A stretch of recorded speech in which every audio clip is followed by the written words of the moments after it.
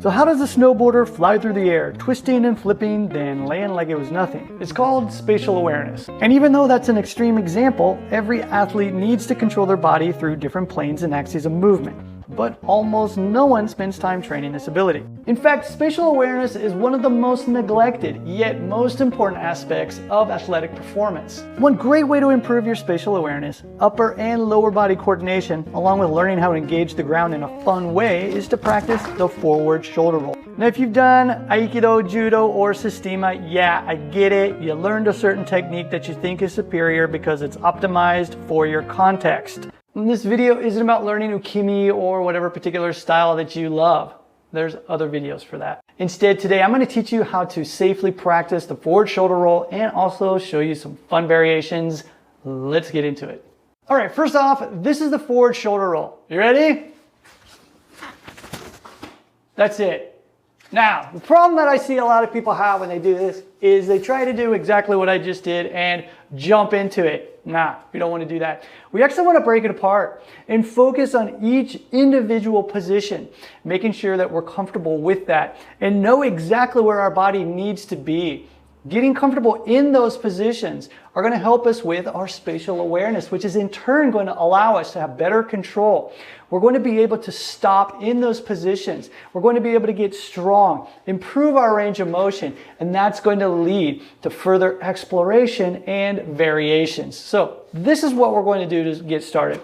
All I want you to do is start off with your knees on the floor. You're going to place your hands in this position and you're going to take one arm. In this case, this is my left arm.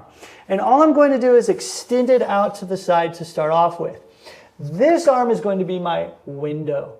And by window, what I mean is that I'm going to bend my elbow and create this box shape, if you will, in order to place my head through and look through it.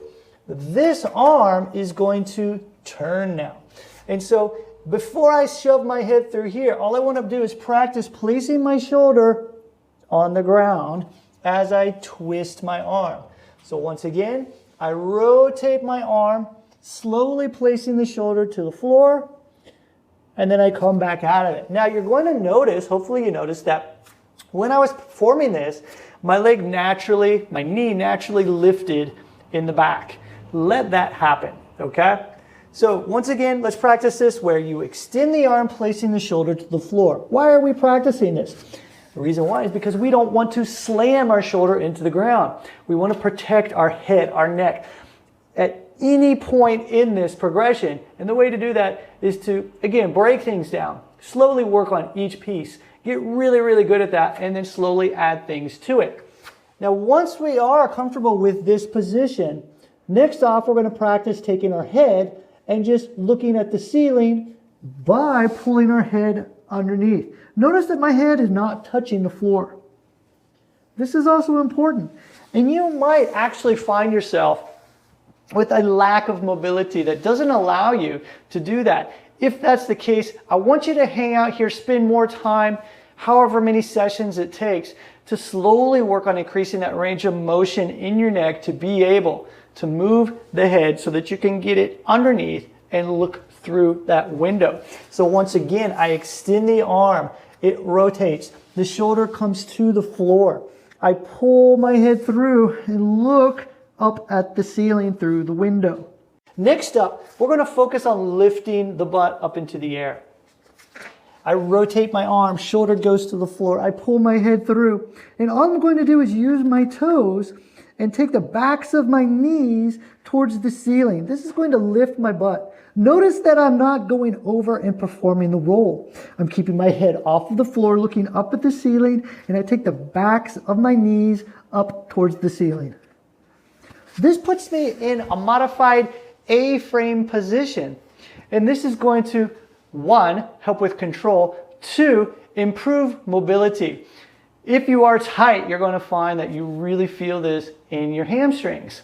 And so by hanging out in this position, you're going to be improving that mobility, which is going to carry over to further better control when you're actually working on the roll. So once again, 1, extend the arm, shoulder to the floor. 2, look through the window up at the ceiling. 3, Backs of the knees up, allowing your butt to go into the air, and then come out of it. Number 4. 1, shoulder to the floor.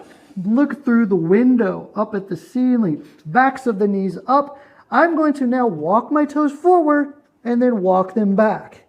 Notice that I didn't go over. This is all about control. So as you start to walk the toes forward, you're further loading the shoulders here.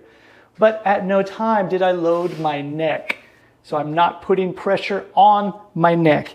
I'm making sure that I am still able to maneuver my head even when I'm moving my feet. This is what you want to take time to get really, really good at. Our 5th movement here, if you will, is really where it all comes together. And the only thing you have to do is walk your toes further forward and allow yourself over. Notice I didn't say jump over. You just walk your toes to the point where your body falls over. And this is what we want. It's a controlled fall. 1, rotation of the arm, shoulder to the floor. Head looking through the window up at the ceiling. Toes on the floor, backs of knees up. I walk the toes forward. I continue to walk the toes forward and I roll over. There's a lot going on in there. I could just jump over and you could do it. You know, nothing preventing you from doing that. But what we're after is improving our spatial awareness by breaking this apart and getting really good at each component. This is going to help with everything else that we're doing. Get good at breaking movements up like this, focusing on the spatial awareness. It's going to carry over to any other movement that you're doing. Now it's just a matter of stringing these together and smoothing them out. So instead of 1, 2, 3, 4, 5, make it smooth. 1, 2, 3, 4, 5. And just practicing this movement, making sure that you're doing it on both sides.